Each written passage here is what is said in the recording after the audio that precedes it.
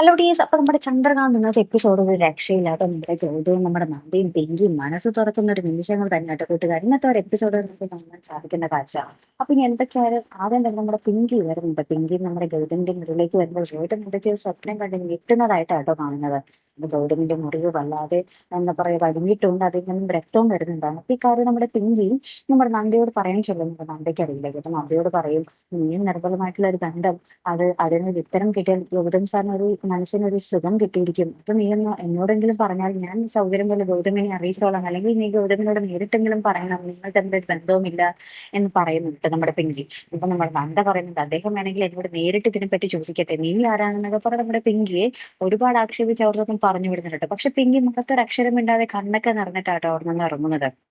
പിന്നീട് നമ്മുടെ നന്ദ ആ ഒരു ഡോക്ടറിന്റെ കർത്തവ്യം അനുസരിച്ച് നമ്മുടെ ഗൗതമിനെ കാണാൻ വരുമ്പോൾ ഇങ്ങനെ മുറിവ് വല്ലാതെ ഇങ്ങനെ വലിഞ്ഞിട്ടുണ്ട്.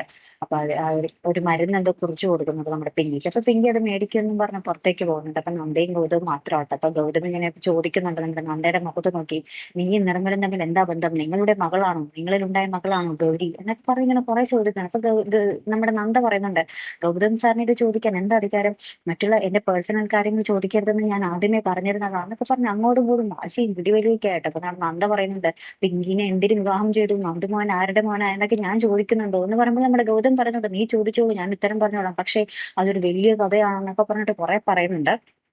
ലാസ്റ്റ് അങ്ങോട്ടും ഇങ്ങോട്ടും പിടിയും വലിയും ബഹളമൊക്കെ ആയി. അപ്പൊ നന്ദു വരുന്നുണ്ട് ഇവരുടെ ഇടയിലോട്ട്. അപ്പൊ നന്ദു വരുമ്പോഴാണ് ഇവരുടെ ആ ഒരു പിടിയും വലിയൊക്കെ നിൽക്കുന്നത്. അപ്പൊ നമ്മുടെ നന്ദു വരുമ്പോൾ നമ്മുടെ നന്ദ വേഗം തന്നെ മോൻ അപ്പയുടെ ഒപ്പം ഇരുന്നു കേട്ടോ ഒന്നും പറഞ്ഞിട്ട് നന്ദ വേഗം തന്നെ അവിടെ നിന്നും എന്താ പറയാ മാറിക്കളയുന്ന ഒരു നിമിഷങ്ങൾ തന്നെയാണ് കൂട്ടുകാർ ഇന്നത്തെ ഒരു എപ്പിസോഡിൽ നമുക്ക് കാണാൻ സാധിക്കുന്ന കാഴ്ച. അപ്പൊ എന്തായാലും പരസ്പരം മൂന്ന് പേരും അങ്ങോട്ടും ഇങ്ങോട്ടും മനസ്സ് തുറന്നാൽ, അല്ലെങ്കിൽ നമ്മുടെ ഗൗതവും നന്ദയും മനസ്സ് തുറന്നാൽ തീരാവുന്ന പ്രശ്നമേ ഉള്ളൂ.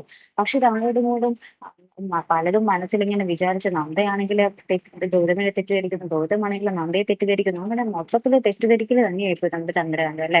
അപ്പൊ എന്തായാലും ഇത് കാത്തിരുന്ന് തന്നെ കാണും. അപ്പൊ അടുത്തൊരു വീഡിയോ വരുന്നത് വരയ്ക്കും here and Malayali signing off.